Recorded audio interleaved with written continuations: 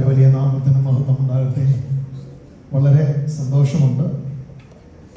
അനേക ഓർമ്മകൾ ഇങ്ങനെ മനസ്സിൽ നിറഞ്ഞു നിൽക്കുന്നു. മേപ്രാൾ ദൈവസഭയ്ക്ക് ഇത്രയും നല്ല ക്രമീകരണങ്ങൾ ലഭിച്ചതിൽ ഒട്ടും അസുഖമില്ലാത്തൊരു നിമിഷമാണ് ഞാൻ.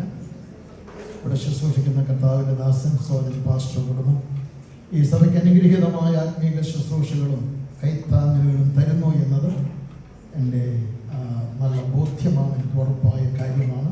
ദൈവദാസനെയും കുടുംബത്തെയും ദൈവം അനുഗ്രഹിക്കട്ടെ. വേദിയിലായിരിക്കുന്ന കർത്താവിൻ്റെ ദാസന്മാർ, പ്രിയ അനീച്ചായൻ, ബാബു പാസ്റ്റർ, തങ്കച്ചൻ പാസ്റ്റർ, പ്രിയ സുമിച്ചായൻ, ഇവരെയൊക്കെ ഓർത്ത് ദൈവത്തെ മഹത്വപ്പെടുത്തുകയാണ്. പിന്നെ ഈ സഭയിൽ ഏറ്റവും ഫ്രണ്ടിലിരിക്കുന്ന കുഞ്ഞുങ്ങളെ കാണുമ്പോൾ എനിക്ക് ഭയങ്കര ആവേശം. നിങ്ങൾക്ക് നല്ല അനുഗ്രഹിക്കപ്പെട്ട കുഞ്ഞുങ്ങളാണ്. ദൈവത്തിന് സ്തോത്രം. ഞാനിവിടെ ഇരുന്ന് നോക്കി, ഇവിടെ എന്നും ക്ലോക്കും വാച്ചും എനിക്ക് കാണാവുന്ന പോലെയില്ല. അത് സൈഡിൽ അതിന് സമയം കാണിക്കില്ല. ഇങ്ങനെ വിഷമിച്ചിരിക്കുമ്പോഴാണ് ഈ വാച്ച് കണ്ടത്. അതിലും സന്തോഷം.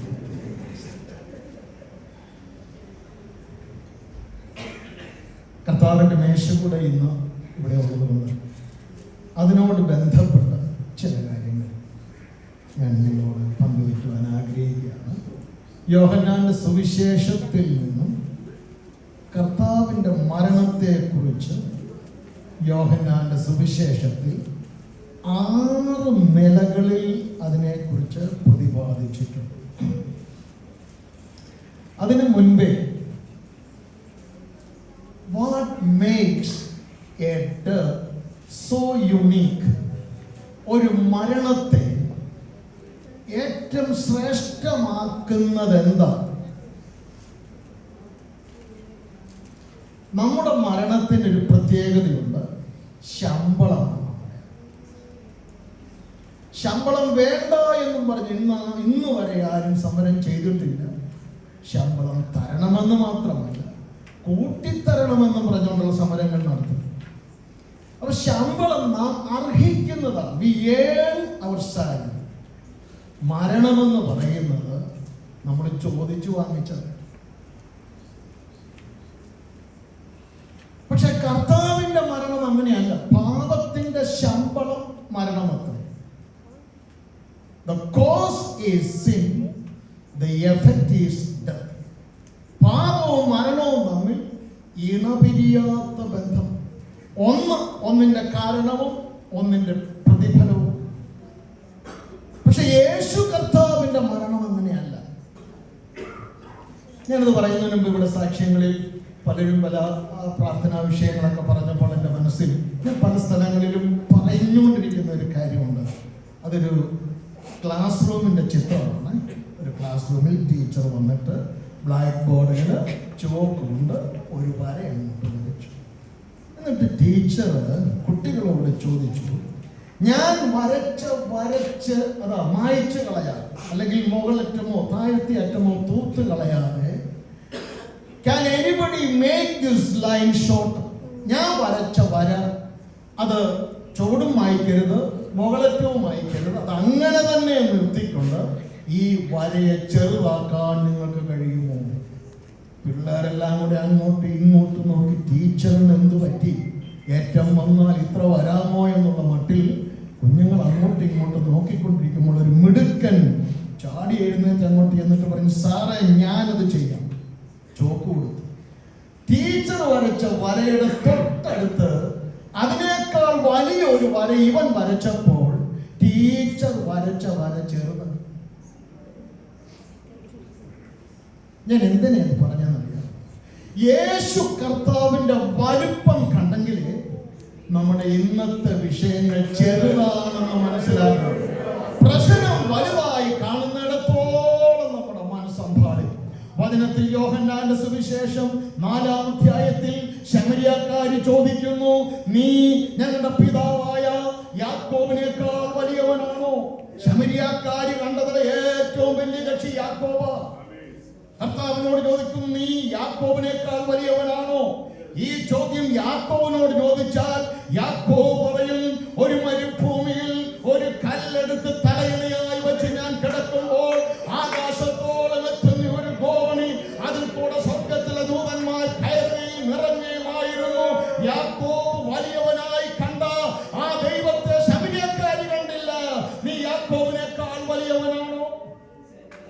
യോഹന്നാന്റെ സുവിശേഷം 8-ാം അധ്യായത്തിൽ അവിടെ കാണുന്നു, നീ അബ്രഹാമിനേക്കാൾ വലിയവനാണോ? മത്തായി സുവിശേഷം 12-ാം അധ്യായത്തിൽ നീ ദൈവാലയത്തെക്കാൾ വലിയവൻ, യാഗപീഠത്തെക്കാൾ വലിയവൻ, തന്നെയുമല്ല ശലോമോനേക്കാൾ വലിയവൻ. എബ്രായ ലേഖനം 1-ാം അധ്യായത്തിൽ ദൂതന്മാരെക്കാൾ വലിയവനാണ്, മോശയേക്കാൾ വലിയവനാണ്, യോശുവയേക്കാൾ വലിയവനാണ്, അഹരോനേക്കാൾ വലിയവനാണ്. ഇന്ന് പകൽക്കാലം യേശുവിന്റെ വലിപ്പം കണ്ടു കഴിഞ്ഞാൽ ഈ കാണുന്ന ഒന്നും ഏതുമില്ല എന്നതാണ്.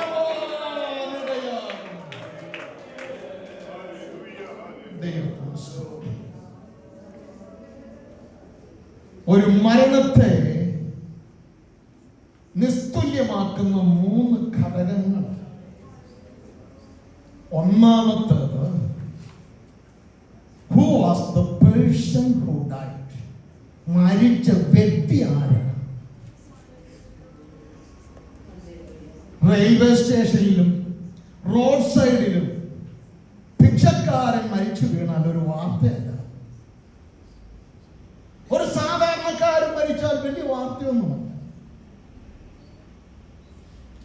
എന്നാൽ ഒരു രാഷ്ട്രത്തിന്റെ തലവൻ മരിച്ചാൽ സംഭവിച്ചത് ഒന്ന് തന്നെയാ മരണം. പക്ഷെ മരിച്ച വ്യക്തി സാധാരണക്കാരൻ അല്ല എന്നത് കൊണ്ടാണ് ആ മരണം എടുത്തു പറയപ്പെടുന്നത്. ശരിയല്ലേ? ഇന്ന് പകൽക്കാലം യേശുക്രിസ്തുവിന്റെ മരണം യുണീക്കാകുവാനുള്ള കാരണം യേശു ആരായിരുന്നു?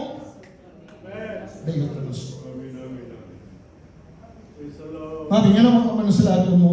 കർത്താവ് ആത്മാവാകുന്നു.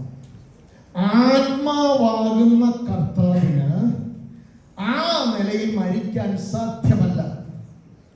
ആത്മാവാകുന്ന കർത്താവിന് ആ നിലയിൽ മരിക്കുവാൻ സാധ്യമേ അല്ല. മരിക്കണമെങ്കിൽ ഒരു ശരീരം ഉണ്ടായെങ്കിലേ മതിയാകുള്ളൂ.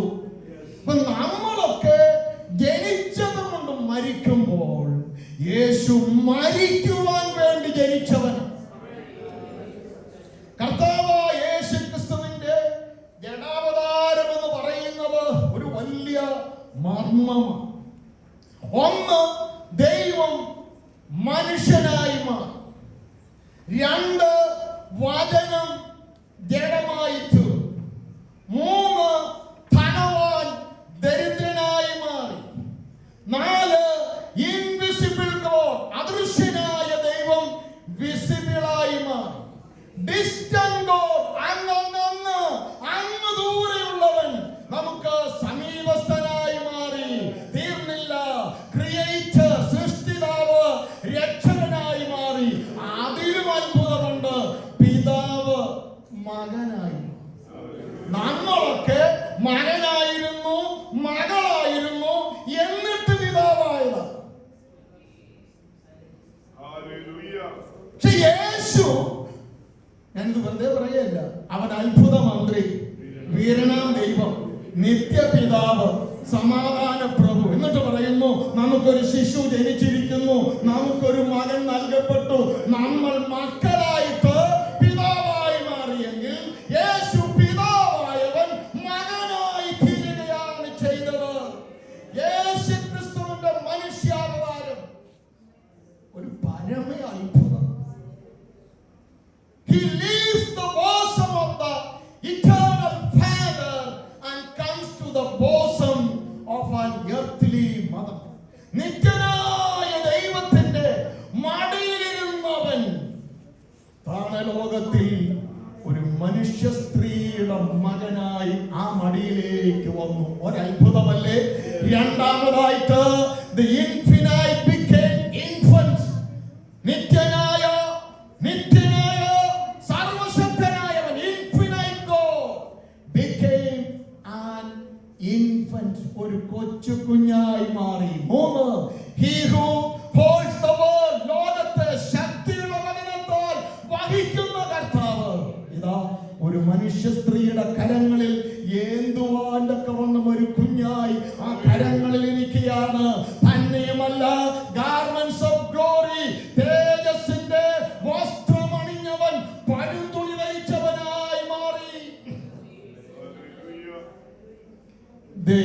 ദൈവസുതൻ പശുശാലയിൽ നാരനായി അവതരിച്ചതു വെറും കഥയോ. ദൈവസുതൻ പശുശാലയിൽ നാരനായി അവതരിച്ചതു വെറും കഥയോ. ഭുവനമൊന്നാകെ ചമച്ചവൻ ഒരു ചെറു ഭവനവും ലഭിച്ചതില്ലെന്നോ. ദൈവകരുണയിൽ ധനമാഹാന്യം നവാൽ വന്യമോ. ദൈവകരുണയിൽ അപ്പോസ്തലപ്രവൃത്തി 3:14 പ്രിൻസ് ഓഫ് ലൈഫ്, ജീവനായകൻ ക്രൂശിൽ മരിച്ച് തല ഒരു സൈഡിലേക്ക് ചായ്ച്ചവനായി മാറി. അത്ഭുതമല്ലേ? അടുത്തത് he who was without sin became our sin bearer. പാപമില്ലാത്തവൻ നമ്മുടെ പാപം വഹിക്കുന്നവനായി മാറി. തീർന്നില്ല. he who was the delight of the Father became the laughing stock. പിതാവായ ദൈവത്തിന്റെ മഹത്വമായിരുന്നവൻ, സന്തോഷമായിരുന്നവൻ, പരിഹസിക്കപ്പെടുന്നവനായി, നിന്ദിക്കപ്പെടുന്നവനായി മാറി. ഇതിന്റെ പേരാണ് കൃപ എന്ന് പറയുന്നത്. ഇതിന്റെ പേരാണ് കൃപ.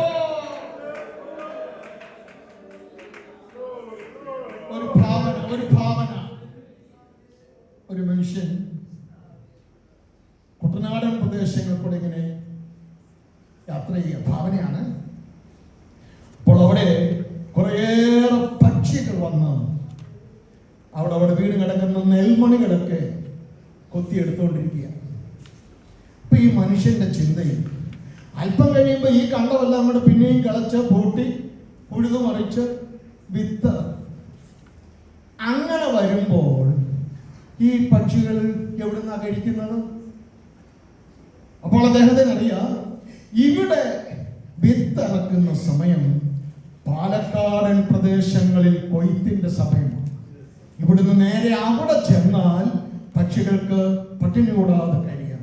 പാലക്കാട്ടിലെ കൊയ്ത്ത് കഴിഞ്ഞാൽ അടുത്തത് നെയ്യാറ്റിൻകര ഭാഗത്ത് കൊയ്ത്തിന്റെ സമയമായി. ഇങ്ങനെ 2, 3, 4 സ്ഥലങ്ങളിൽ കൊയ്ത്ത് നടക്കുന്നത്. ഇതിനോടൊന്ന് പറഞ്ഞാൽ ഇതുങ്ങൾ പട്ടിണി കിടക്കേണ്ടി വരത്തില്ല. ഇതിനോടുള്ള താല്പര്യം കൊണ്ട് ഭാവനയാണ്.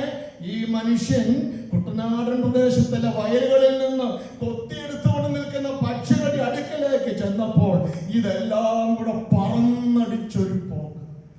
ഈ മനുഷ്യനടുത്ത് ഗുണം വരുന്ന കാര്യം പറയാൻ ചെന്നതാ. പോയ പോക്ക് കണ്ടില്ലേ? ഇങ്ങനെ അന്തിച്ച് നിൽക്കുമ്പോൾ അദ്ദേഹത്തിന്റെ ഒരു സ്നേഹിതൻ വന്നു. എന്താ സ്നേഹിതൻ ഇങ്ങനെ അന്താളിച്ച് ഇങ്ങനെ നിൽക്കുന്നത്? അദ്ദേഹം പറഞ്ഞു, നല്ല കാര്യം പറയാൻ ഞാൻ ചെന്നതാ, അതെല്ലാം കൂടെ പറന്നുപോയി. ആ മനുഷ്യൻ പറഞ്ഞു, സ്നേഹിത, നിങ്ങളുടെ ചിന്ത നല്ലതാണ്, പക്ഷികളെ കുറിച്ചുള്ള കരുതൽ നല്ലതാണ്. പക്ഷെ ഒരു പ്രശ്നമുണ്ട്. ഇത്രയുമുള്ള കുഞ്ഞു പക്ഷികളുടെ ഇടയിൽ നിന്റെ ഇത്രയും നീളവും വണ്ണവും ഉടവായും കാലും കൈയുമൊക്കെ നീട്ടി അങ്ങോട്ട് എന്നാൽ ഈ കൊച്ചു പക്ഷികൾ പേടിച്ചു പോകും. അതുകൊണ്ട് എന്ത് ചെയ്യണമെന്നറിയാമോ? നിന്റെ ബുദ്ധി, നിന്റെ വിവേകം, നിന്റെ കഴിവ്, അതിനൊന്നും മാറ്റം വരാതെ, എന്നാൽ നിന്റെ ഈ വലുപ്പം മാറ്റി നീ ഒരു പക്ഷിയായിട്ട് ഇതിന്റെ ഇടയിലേക്ക് ഇറങ്ങിച്ചെന്ന് ഈ കാര്യം പറഞ്ഞാൽ അതുങ്ങൾക്ക് മനസ്സിലാകും. ദൈവത്തോടുള്ള സമത്വം മുറുകെ പിടിക്കണമെന്ന് വിചാരിക്കാതെ തന്നെത്താൻ ഒഴിച്ച് വേഷത്തിൽ മനുഷ്യനായി വിളങ്ങി നമ്മിൽ ഒരുവനെ പോലെ വന്നത് എങ്ങനെയാണെന്നറിയാമോ? ദൈവത്വത്തിന്റെ പദവി തന്റെ ഉള്ളിൽ വെച്ചിട്ട് മനുഷ്യവേഷം പുറമേ ധരിച്ചുകൊണ്ട് അവിടുന്ന് ഇവിടെ വന്നത് നമ്മോട് സത്യം പറയാൻ വേണ്ടിയാണ്. ദൈവത്തിന്റെ സ്തോത്രം.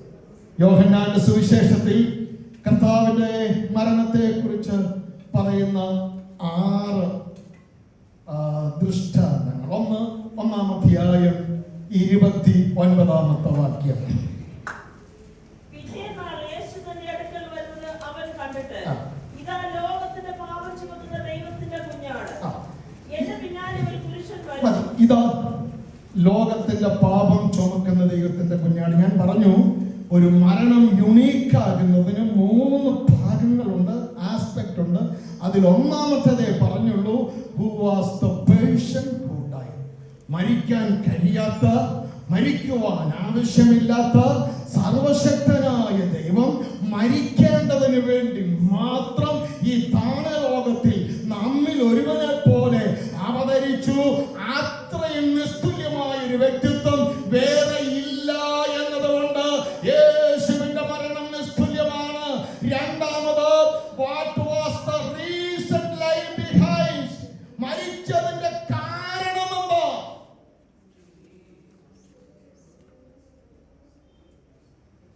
ദൈവത്തിന് സ്തോത്രം. സകലത്തിനെല്ലാവർക്കും സകലത്തിനും കാരണഭൂതനുമായവൻ അനേകം പുത്രന്മാരെ തേജസ്സിലേക്ക് നടത്തുമ്പോൾ അവരുടെ രക്ഷാനായകനെ കഷ്ടാനുഭവങ്ങളാൽ തികഞ്ഞവനാക്കുന്നത് യുക്തമായി. നിങ്ങളെ എബ്രായ ലേഖനം 2-ാം അധ്യായം 10-17 ഈ വാക്യങ്ങളുടെ 2 വാക്ക്, യേശുക്രിസ്തുവിന്റെ ജഡാവതാരം, യേശുക്രിസ്തുവിന്റെ ക്രൂശ് മരണം, അതിനെക്കുറിച്ച് പറയുന്ന 2 വാക്കുണ്ട്. ഒന്ന്, യുക്തമായിരുന്നു, 10-ാം വാക്യം. 2, ആവശ്യമായിരുന്നു, 17-ാം വാക്യം. യേശുക്രിസ്തുവിന്റെ ക്രൂശ് മരണം സ്വർഗത്തിലെ ദൈവത്തിന് സംഭവിച്ച അബദ്ധമല്ല, കൈപ്പിഴയല്ല, അത് യുക്തമായിരുന്നു. ദൈവിക ജ്ഞാനത്തിൽ അത് ഏറ്റവും ശ്രേഷ്ഠമായിരുന്നു. ക്രൂശിന്റെ വചനം നശിച്ചു പോകുന്നവർക്ക് പോഷകമാണ്, രക്ഷിക്കപ്പെടും നമുക്കോ അത് ദൈവശക്തിയാണ്.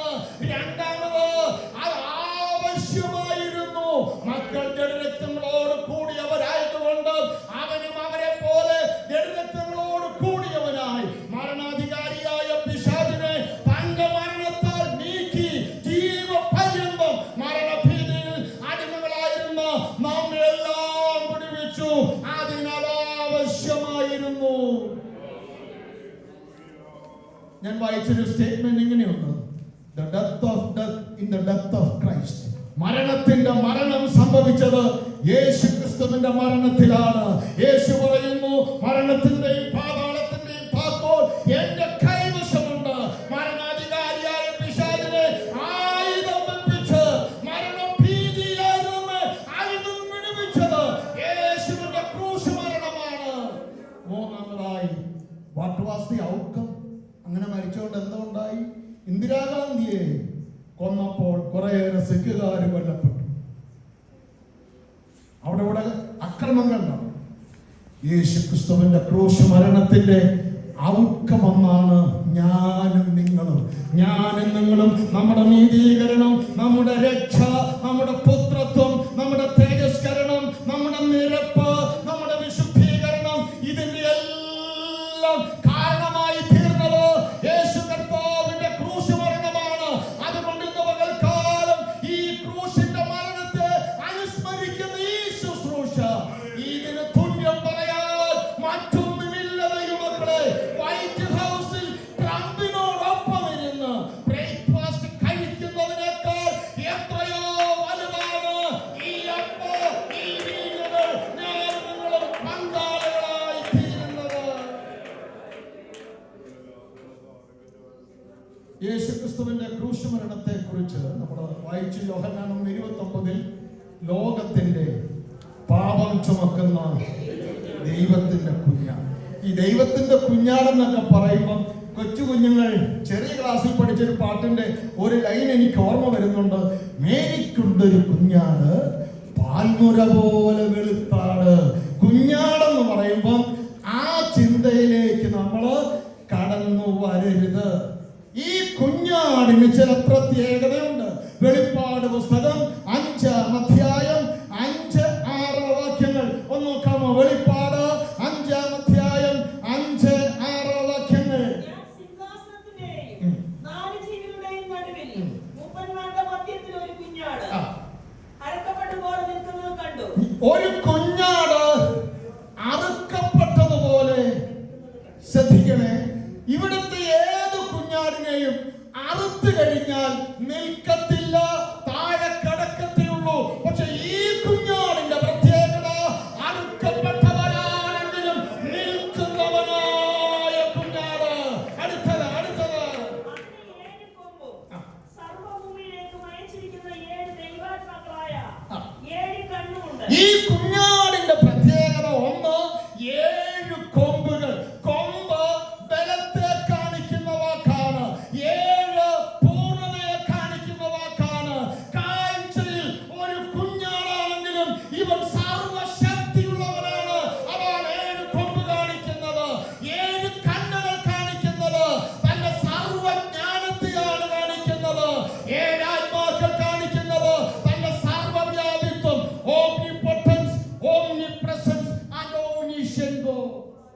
ഇതൊരു ചെറിയ കുഞ്ഞാടല്ല, മേരിയുടെ കൂടെ നടന്ന കൊച്ചു കുഞ്ഞാടാണെന്ന് തെറ്റിദ്ധരിക്കരുത്. അടുത്ത വാക്യം, ഇവൻ യഹൂദാ ഗോത്രത്തിലെ സിംഹമാണ്. എന്നോട് സംസാരിക്കുന്ന ശബ്ദം കേട്ട് ഒന്ന് ആ വാക്യം വായിച്ചിട്ട് 6-ാമത്തെ കൂടെ വെളിപ്പാട് 5-ന്റെ ഞാൻ സിംഹാസനത്തിന്റെയും 4 ചില്ലുകളുടെയും നടുവിൽ മൂപ്പന്മാരുടെ മധ്യത്തിൽ ഒരു കുഞ്ഞാട് അറക്കപ്പെട്ടതുപോലെ നിൽക്കുന്നത് കണ്ടു. അതിന് 7 കൊമ്പും സർവ്വഭൂമിയിലേക്ക് വഹിച്ചിരിക്കുന്ന 7 ദൈവാത്മാക്കളായ 7 കണ്ണുമുണ്ട്. അവൻ വന്ന് സിംഹാസനത്തിൽ ഇരിക്കുന്നവന്റെ വലക്കയിൽ നിന്ന് പുസ്തകം വാങ്ങി.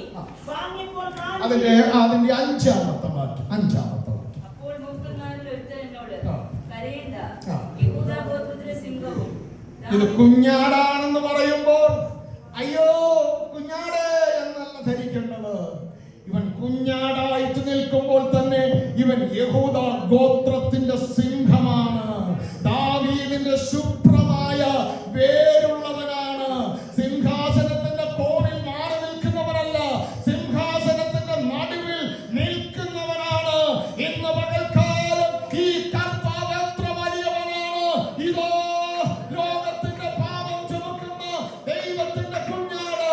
ഉൽപ്പത്തി പുസ്തകം 22-ാം അധ്യായത്തിൽ ഒരു ചോദ്യമുണ്ട്. Where is the Lamb? യാഗപീഠമുണ്ട്, വിറകുണ്ട്, തീയുണ്ട്. പക്ഷെ ചോദ്യം, Where is the Lamb? ആട്ടിൻകുട്ടി എവിടെ? ഉത്തരം യോഹന്നാൻ 1:29. ഇതാ എവിടെ എന്ന് ചോദിച്ച ചോദ്യം യോഹന്നാൻ 1:29. ഇതാ ഇവിടെ വന്നിരിക്കുന്നു. ഈ കുഞ്ഞാടിന് ചില പ്രത്യേകതകളുണ്ട്. ഒന്ന്, അതിന്റെ 5 വെളിപ്പാട് 5:12 വായിക്കാമോ? വെളിപ്പാട് 5:12. അറുക്കപ്പെട്ട കുഞ്ഞാട് ശക്തി Worthy is the Lamb. അറുക്കപ്പെട്ട കുഞ്ഞാട് ശക്തിയും ബലവും ജ്ഞാനവും ബലവും ബഹുമാനവും മഹത്വവും. അതിലേക്ക് വിശദീകരിക്കുവാൻ സമയം അല്പം വേണ്ടതാണ്. അങ്ങനെ വിടുന്നു. Worthy is the Lamb. 6-ാം അധ്യായം 15-16 വാക്യങ്ങള്. ഭൂമിയിലെ രാജാക്കന്മാരും മഹത്തുക്കളും സഹസ്രാധിപന്മാരും ധനവാന്മാരും ബലവാന്മാരും സകല ദാസന്മാരും സ്വതന്ത്രരും മലകളും ഒരിച്ചുകൊണ്ട് മലകളോടും പാറകളോടും ഞങ്ങളുടെ മേൽ വീഴുവീൻ.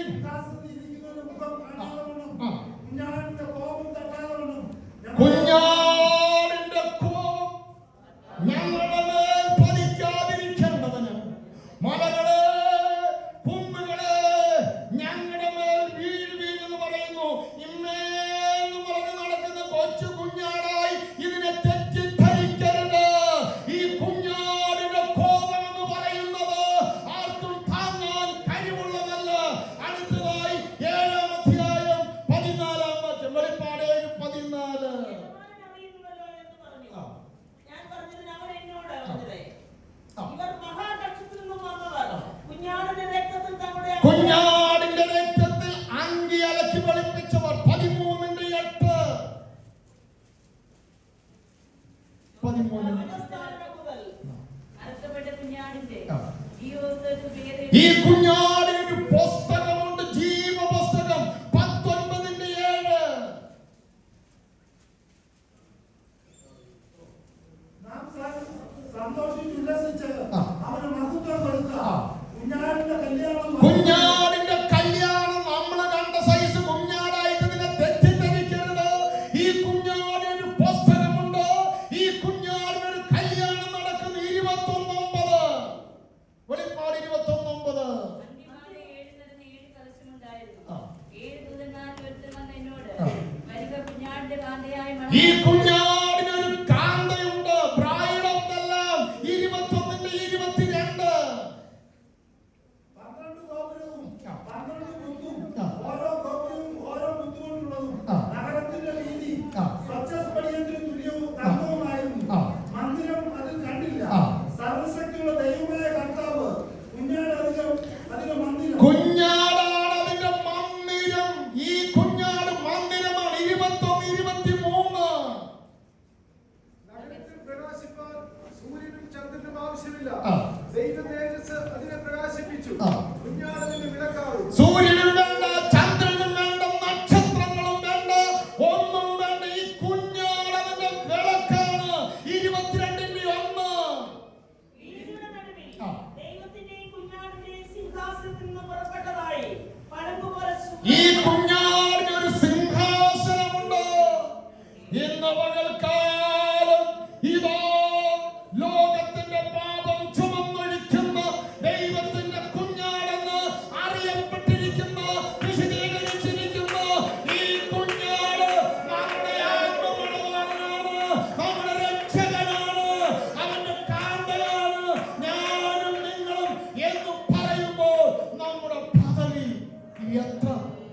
എത്ര മഹത്വമുള്ളതാണ്, എത്ര വലിയതാണ്. ആ ഭാഗം അങ്ങനെ നിർത്തട്ടെ. യോഹന്നാൻ 2:19 കർത്താവിന്റെ ക്രൂശ് മരണത്തെ കുറിച്ചുള്ള യോഹന്നാന്റെ 2ാമത്തെ ചിത്രം. യേശു അവരോട്, ഈ മന്ദിരം പൊളിപ്പിൻ, ഞാൻ 3 ദിവസത്തിനകം അതിനെ പണിയും എന്ന് ഉത്തരം പറഞ്ഞു. യഹൂദന്മാർ അവരോട്, ഈ മന്ദിരം 46 സംവത്സരം കൊണ്ട് പണിതിരിക്കുന്നു, നീ 3 ദിവസത്തിനകം അതിനെ പണിയുമോ എന്ന് ചോദിച്ചു. അടുത്തത് അവനോ തന്റെ ശരീരം എന്ന മന്ദിരത്തെ കുറിച്ച് പറഞ്ഞത്. കർത്താവ് തന്റെ മരണത്തെ കുറിച്ച് പറഞ്ഞ മറ്റൊരു ഭാഗമാണ്, ഈ മന്ദിരം നിങ്ങൾ പൊളിപ്പിൻ, ഞാൻ അതിനെ 3 ദിവസം കൊണ്ട് പണിയും. അവര് പറഞ്ഞ കൊള്ളാം. അപ്പൊ മനസ്സിലായി, 46 വർഷം കൊണ്ട് പണിതത്. വർക്ക് റൂൾ അനുസരിച്ചല്ലായിരുന്നു അന്നത്തെ പണി. 9 മണിക്ക് വന്ന് 5 മണിക്ക് കയറിപ്പോന്ന ജോലിക്കാരല്ല അന്ന്. നന്നായി കിണഞ്ഞധ്വാനിച്ച് പണിതിട്ട് 46 വർഷം എടുത്തു. നീ ഇതിനെ 3 ദിവസം കൊണ്ട് പണിയുമോ? പണിയും. എന്താണെന്നറിയാമോ? അതിനെ കുറിച്ചല്ല, തന്റെ ശരീരമെന്ന മന്ദിരത്തെ കുറിച്ചാണ് പറഞ്ഞത്. ആമിനി 3-ാം ദിവസം ഒരു സംഭവം ഉണ്ടായി. കല്ലറ തുറന്നു, മരണവാസങ്ങൾ അഴിച്ചു. അവൻ സർവശക്തിയുള്ള ദേവനായി ഉയർത്തെഴുന്നേറ്റു. അങ്ങനെ പൊളിഞ്ഞാലും പണിയുന്ന ഒരു മന്ദിരമാണ് തന്റെ ശരീരമെന്നും തന്റെ ക്രൂശിലെ മരണമെന്നും പറഞ്ഞു. യോഹന്നാൻ 3:14.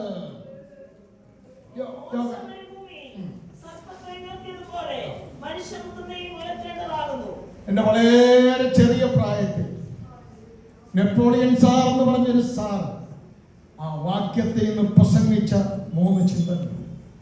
മോശ മരുഭൂമിയിൽ സർപ്പത്തെ ഉയർത്തിയതുപോലെ മനുഷ്യപുത്രനെയും ഉയർത്തേണം. നമുക്ക് സംഖ്യാപുസ്തകത്തിൽ വായിക്കാം, കടിയേറ്റവർ നോക്കിയാൽ സൗഖ്യം വരാം. നമുക്കറിയാം, നോക്കിയാൽ സൗഖ്യം. അദ്ദേഹം പറഞ്ഞ 1ാമത്തെ ചിന്ത, ഇറ്റ് ഈസ് വെരി ഈസി.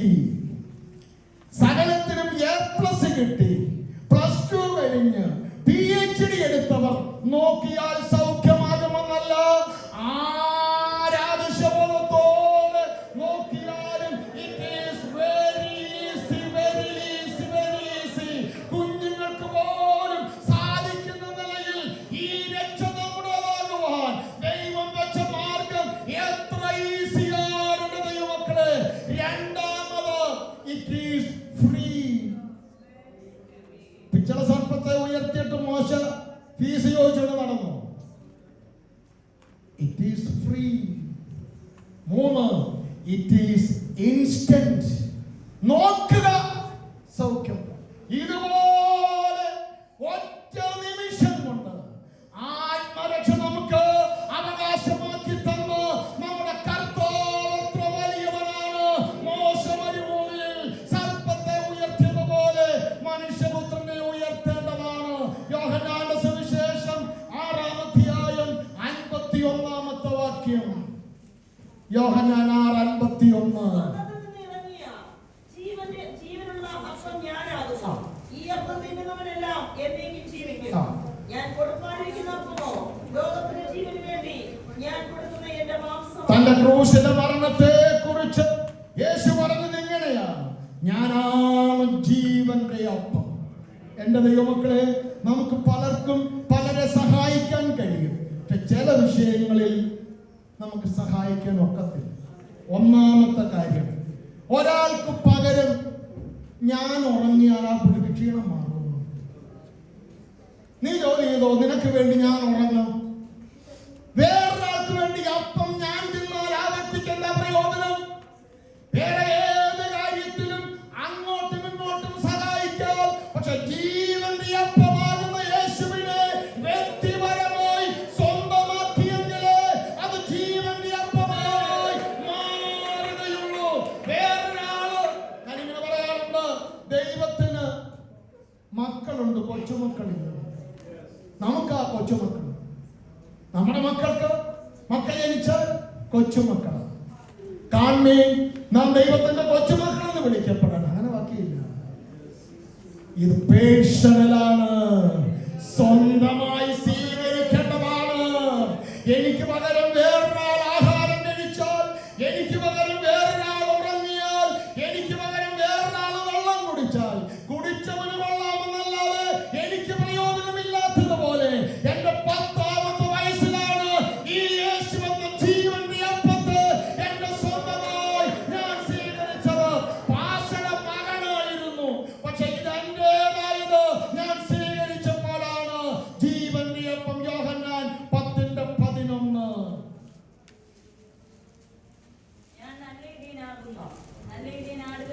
തന്റെ ജീവനെ കൊടുക്കുന്നു. അഞ്ചാമതായി യേശു തന്റെ മരണത്തെ കുറിച്ച് പറഞ്ഞത് ആടുകൾക്ക് വേണ്ടി ജീവൻ കൊടുക്കുന്ന നല്ല ഇടയൻ.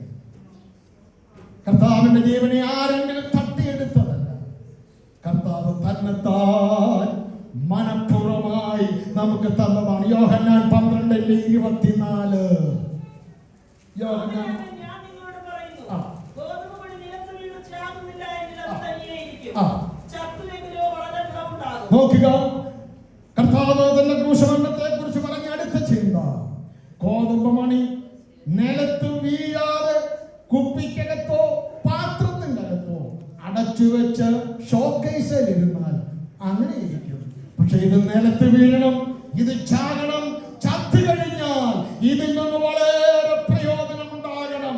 2000-ൽ പരം വർഷങ്ങൾക്ക് മുൻപ് ഗോതമ്പ് മണിയായ യേശു കർത്താവ് സുഹിരത്തിൽ നിന്ന് താണലോകത്തിൽ വന്ന് ഈ മണ്ണിൽ വിതയ്ക്കപ്പെട്ടു. 3-ാം ദിവസം ഉയർത്തെഴുന്നേറ്റു. ലോകത്തിന്റെ സകല ഭാഗങ്ങളിലും അവനിൽ നിന്നും ഉരുത്തിരിഞ്ഞ ദൈവജനത്തിന്റെ എണ്ണം എണ്ണിക്കൂടാത്ത പുരുഷാരം പോലെയാണ് ഗോതമ്പ് മണി നിലത്ത് വീണ്. കർത്താവിന്റെ മേശയിൽ നാം പങ്കെടുക്കുമ്പോൾ ഒരു 4 വാക്കോടെ വിശദീകരിക്കത്തില്ല, 4 വാക്കോടെ കൊരിന്ത്യർക്ക് എഴുതിയ 1-ാം ലേഖനം അതിന്റെ 11-ാമത്തെ അധ്യായത്തിൽ ഇവിടെ എന്താണ് സംഭവിക്കുന്നത്? ഒന്ന്, we are remembering a unique person. എന്റെ ഓർമ്മയ്ക്കായി വിളിച്ചു. സാധാരണക്കാരനെയല്ല, യുണീക് പേഴ്സൺ. Unique person. സഭാംശങ്ങളുടെ പുസ്തകത്തിലുണ്ട്. ഒരു കൊച്ചു പട്ടണം, ആൾക്കാരും ചുരുക്കമായി. ബലവാനായ ഒരു രാജാവ് സൈന്യ സന്നാഹത്തോടെ ആ പട്ടണത്തെ വളഞ്ഞു. പട്ടണം അമർന്നു പോകുന്ന സ്ഥിതി. അപ്പോൾ ആ പട്ടണത്തിൽ ഒരു സാധുവായ ജ്ഞാനി, 10-ാം അധ്യായത്തിലുള്ളത്, സാധുവായ ജ്ഞാനി പാർത്തിരുന്നു. അവൻ തന്റെ ജ്ഞാനത്താൽ കടന്നു വന്ന പ്രബലനായ ഈ ശത്രുവിനെ കീഴടക്കി. ഈ സാധുവായ ജ്ഞാനി ആരായിരുന്നു? ജഡാവതാരമെടുത്ത യേശു കർത്താവ്. അവനെ ആരും അറിഞ്ഞില്ല, അവനെ ആരും മനസ്സിലാക്കിയില്ല. ക്രൂശമരണത്തിൽ കൂടെ ബലവാനായ ശത്രുവിനെ അവൻ അമ്പേ പരാജയപ്പെടുത്തി 1000 മുഴുവൻ അവിടെ വെപ്പിച്ച് അവന്റെ മേൽ ജയമെടുത്തു. അങ്ങനെ ഒരു യുണീക് പേഴ്സണെ ഞാൻ നിങ്ങളും ഓർക്കുന്ന ഒന്നാണ് കർത്താവിന്റെ മേശ. രണ്ടാമത്, we proclaim a wonderful death. ഇതുപോലും മരണം ലോകത്തിൽ ഇന്ന് വരെ സംഭവിച്ചിട്ടില്ല. ശലോമോൻ മരിച്ചു, സൂര്യൻ അങ്ങനെ നിന്നു. ആരെല്ലാം മരിച്ചു, പ്രകൃതി അങ്ങനെ നിന്നു. പക്ഷെ യേശു കർത്താവ് ക്രൂശിൽ മരിച്ചപ്പോൾ സൂര്യൻ കരിമ്പടം പോലെയായി. പ്രകൃതി ശക്തികൾ ഇളകി മറിഞ്ഞു. We are proclaiming a wonderful death. മൂന്നാമതായി, we celebrate a notable victory. യേശുവിന്റെ വിജയമാണ് ക്രൂശ് മരണത്തിൽ കൂടെ നാം കാണുന്നത്. ഞാനത് ആവർത്തിക്കുന്നില്ല. നാലാമതായി, we anticipate a glorious event. കർത്താവ് വരുവോ? ആ വരവിനെ ഞാൻ നിങ്ങളും കാത്തുകൊണ്ടിരിക്കുന്ന ഒന്നാണ്. ദൈവമക്കളെ, ഇതൊരു ചടങ്ങായി മാറരുത്, ഇതൊരു പരിചയമായി മാറരുത്. തന്നെത്താൻ ശോധന ചെയ്ത് ദൈവകൃപയിൽ ശരണപ്പെട്ട് രക്തത്താൽ കരുതൽ പിന്നെയും ചോദിച്ച് കൃപയിൽ ആശ്രയിച്ച് നമുക്കിതിൽ പങ്കെടുക്കാം. കർത്താവ് നമ്മെ സഹായിക്കും.